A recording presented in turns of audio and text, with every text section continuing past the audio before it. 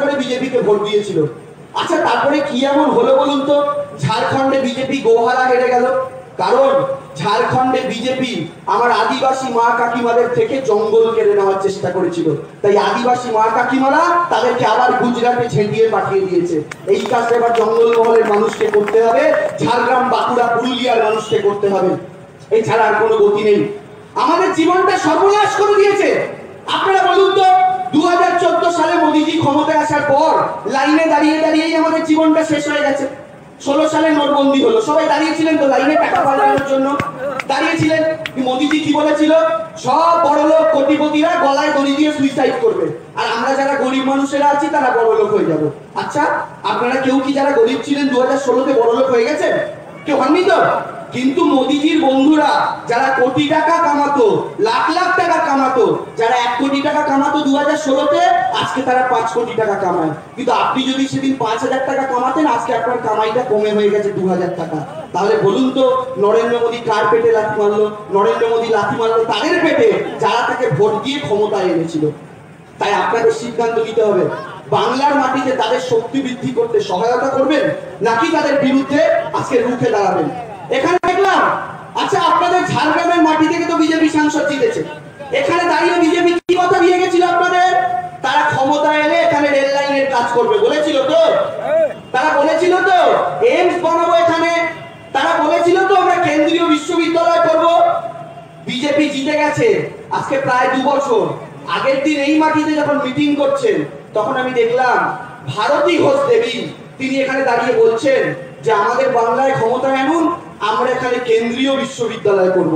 আমি ভারতী দেবীর কাছে জানতে চাই, ভারতী দেবী কেন্দ্রীয় বিশ্ববিদ্যালয় করতে গেলে কি রাজ্য সরকারের ক্ষমতায় আসতে হয়? মানুষকে বোকা পেয়েছেন?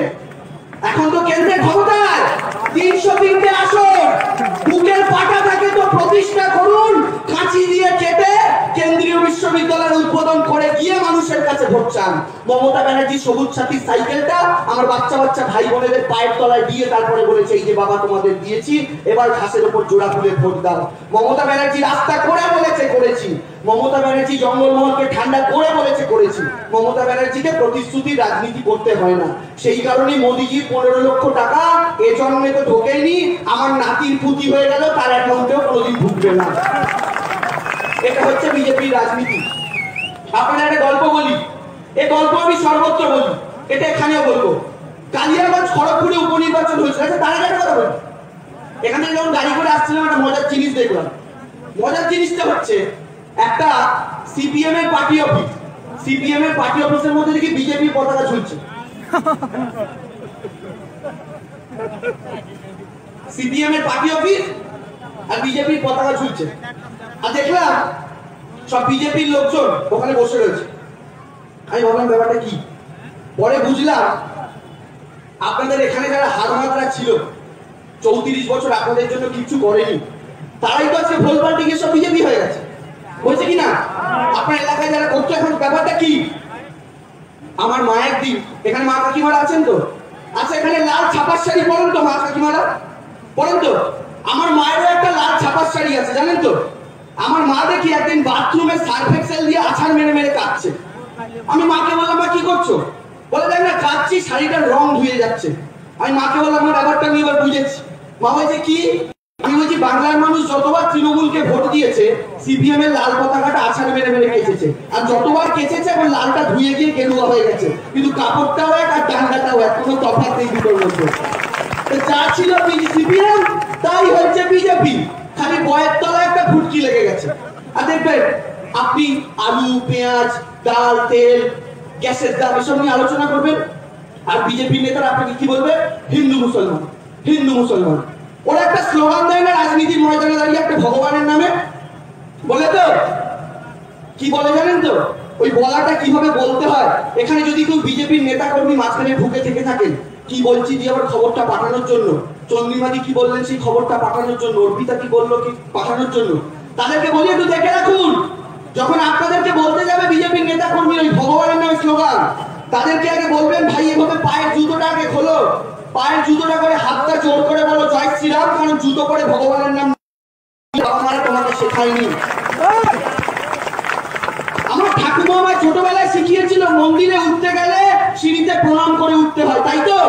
কারণ ওরা আমাদের ভগবান, কিন্তু ওরা পায়ে জুতো দিয়ে বাসি জামা কাপড় পরে এটো খেয়ে ঠাকুরের নামে নাম নেয়। তার মানে কি জানেন? ওদের ভক্তি নেই, ওরা শুধু রামকে ব্যবহার করে ভোট কামাতে চায়। এবার আপনাদের ভাবতে হবে, এবার কি লাভ হয় বিজেপির হিন্দু মুসলিম ঝগড়া বাজিয়ে? আপনাদের এখানে একটা উদাহরণ দিই, এক্ষুনি সব বুঝে যাবেন। এই যে মাঝখানটা ফাঁকা আছে তো, এদিকে আপনারা বসে আছেন, এদিকে আপনারা বসে আছেন। ধরুন আপনারা এ টিম আর আপনারা হচ্ছেন বি টিম। এখন আপনারা সবাই আমায় দেখছেন, আমি স্টেজে দাঁড়িয়ে আছি, চন্দ্রিমা দিকে দেখছেন, অর্পিতা দিকে দেখছেন। আমি ধরুন এই মাঝখান থেকে একটা দেওয়াল তুলে দিলাম, তুলে দিয়ে আমি বি টিম মানে আপনাদের কাছে গিয়ে এ টিমের নামে বাজে বাজে কথা বললাম, আর আপনাদের কাছে গিয়ে বি টিমের নামে বাজে বাজে কথা বললাম। এবার পাঁচিল তোলা, আপনি তো দেখতে পাচ্ছেন ওরা কি বলছে আপনার নামে, আপনারা রেগে গেলেন। এবার আমি পাঁচিলটা সরিয়ে নিলাম, কি হবে? আপনারা নিজেদের মধ্যে ঝগড়া মারামারি শুরু করবেন। যখন আপনারা ঝগড়া মারামারি শুরু করে দেবেন, তখন আমি কি করবো জানেন? আস্তে করে স্টেজের ওপর থেকে সবকটা চেয়ার তুলে আমার গাড়িতে ভরবো, আস্তে করে টেবিলটা তুলে নিয়ে আমার গাড়িতে ভরবো, সব লাইট পাখাগুলো খুলে আমার গাড়িতে ভরবো। যখন আপনারা ঝগড়া থামিয়ে স্টেজের দিকে তাকাবেন, দেখবেন এ বাবা দেবাংশু তো সব ছেড়ে দিয়ে চলে গেছে। নরেন্দ্র মোদী ওটাই করছেন, আপনাদের মধ্যে ঝগড়া বাঁধিয়ে দেশটা বেঁচে দিচ্ছেন, আপনাদের মধ্যে ঝগড়া বাঁধিয়ে দেশটা বেঁচে দিচ্ছেন। তাই আপনারা নিজেদের মধ্যে ঝগড়া করবেন না, আপনারা লোকসভা ভবনের দিকে তাকিয়ে থাকুন আর প্রধানমন্ত্রীর কুর্সিটার দিকে তাকিয়ে থাকুন, যেন উনি চেষ্টা করলেও আর কিছু বিক্রি করে দিতে না পারেন আমাদের সম্পদ। এই যে বিজেপি সিপিএম এর গল্প বলছিলাম, আমাদের কালিয়া, আমাদের কি করা যাবে? নরেন্দ্র মোদীর নাম তিনবার নিয়ে ফেলেছি, জানতাম।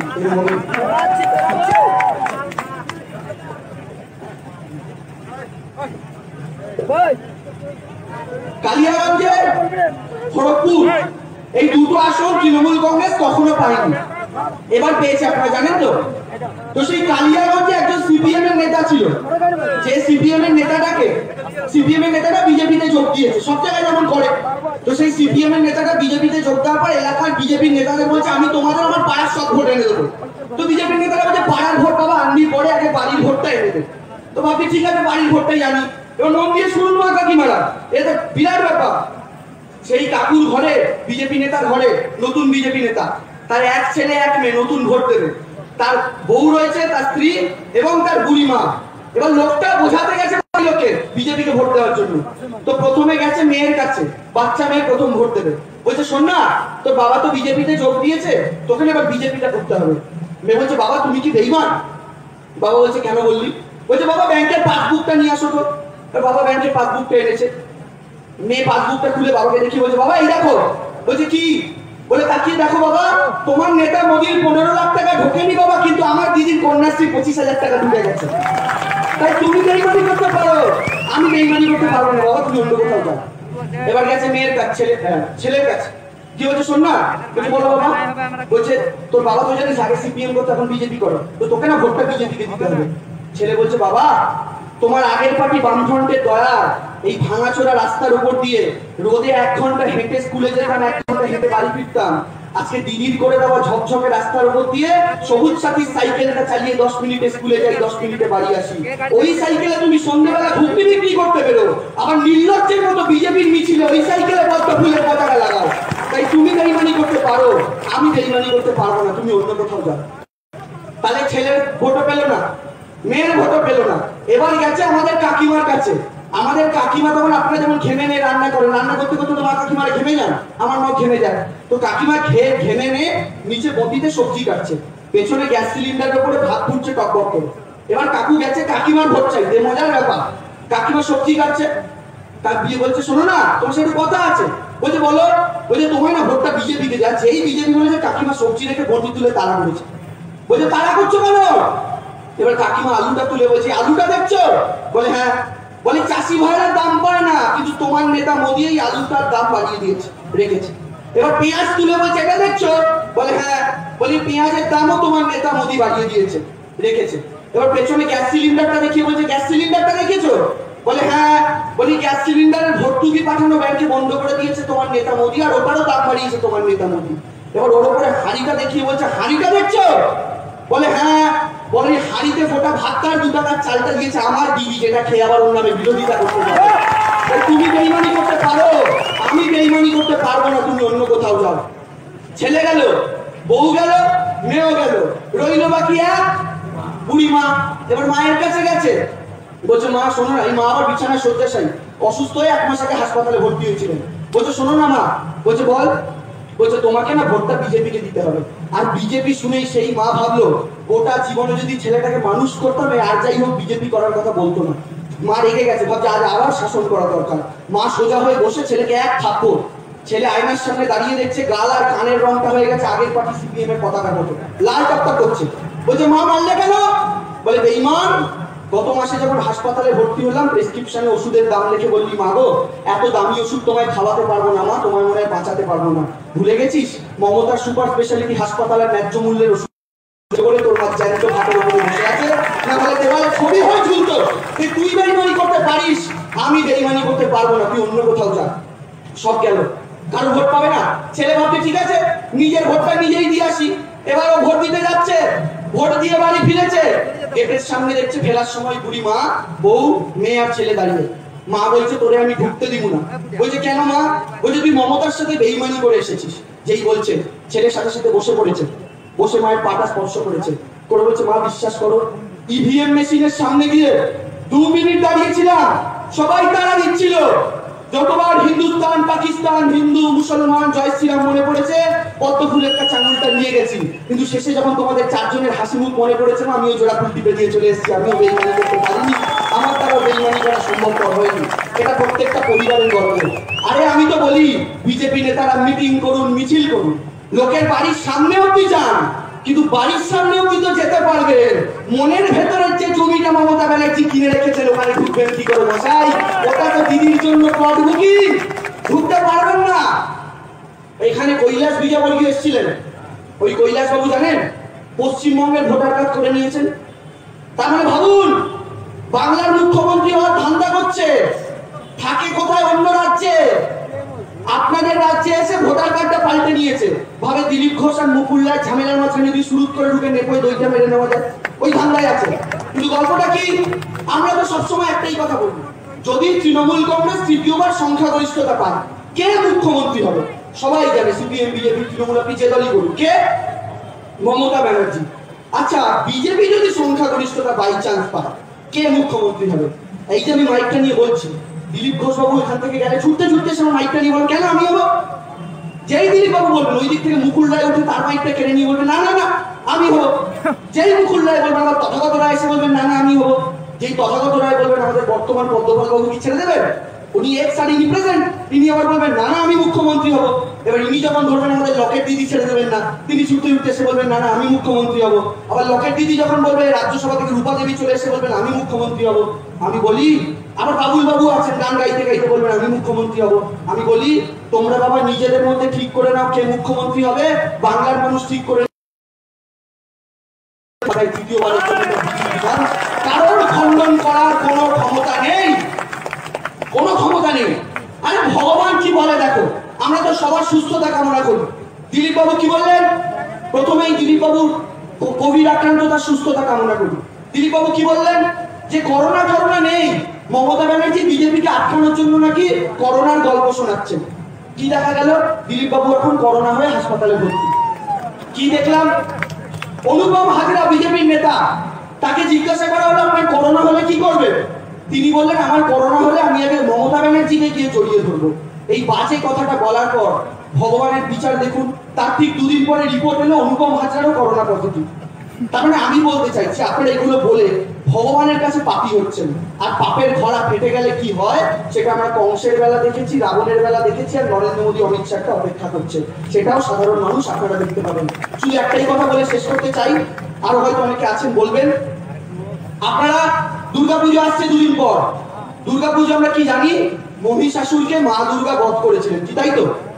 এবার এই মহিষাসুর ব্রহ্মার থেকে বর পেয়েছিল, ক্ষণে ক্ষণে রূপ পরিবর্তনের বর, আর কোন পুরুষ তাকে হত্যা করতে পারবে না এই বর। অসুর কি ভেবেছিল? অসুরের অহংকার বেড়ে গেছিল, ভেবেছিল আরে কোনো পুরুষ যদি আমায় বধ করতে না পারে আর নারী তো কোন ছাড়। অসুর বারবার রূপ পরিবর্তন করেছিল, কি একবার মহিষ রূপ, একবার সিংহ রূপ, একবার হস্তি রূপ। আর মমতা বন্দ্যোপাধ্যায়ের বিরোধীদের আমরা কি রূপ করতে দেখলাম? একবার সিপিএম রূপ, একবার জোট রূপ, আবার ধারণ করেছে। কিন্তু অসুর কি ভেবেছিল যে আমি জিতবো, কারোর ক্ষমতা নেই আমায় হত্যা করে। মাঝখানে দেবী দুর্গা লড়াই করতে করতে ক্লান্ত হয়ে বসে পড়েছিলেন। হ্যাঁ, তৃণমূল কংগ্রেসের আসন 34 থেকে 22-এ নেমে এসছে। দেবী দুর্গাও ক্লান্ত হয়েছিলেন, কিন্তু অসুর পরাজিত, কারণ মা দুর্গা বসে পড়েছে।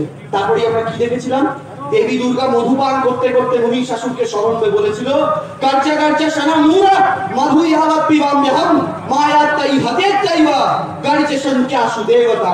আর তারপরে কি হয়েছিল ইতিহাস আমরা জানি। মা দুর্গার পায়ের নিচে অসুর, আর মা দুর্গার ত্রিশূল অসুরের বুককে ভেদ করে উপর করে দিয়েছিল। বিজেপির গণতান্ত্রিক ভাবে সেই দিন অপেক্ষা করছে। এত অহংকার করবেন না, মানুষকে মর্যাদা দিন, মানুষের জিনিসের দাম কমান, মানুষকে বাঁচতে দিন। মোদিজি বলেছিল না গ্যাসের ভর্তুকির টাকাটা ব্যাংকে পাঠিয়ে দেবো, কত টাকা ঢুকছে?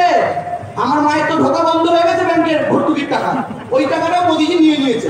নিয়ে কি করছেন জানেন? ব্যাংক খালি। মোদিজির বন্ধু আছেন নীরব মোদি, মেহুল চোকসি, ললিত মোদি। আচ্ছা, আপনারা এখানে ছোট ছোট গ্রুপ থেকে লোন নেন না?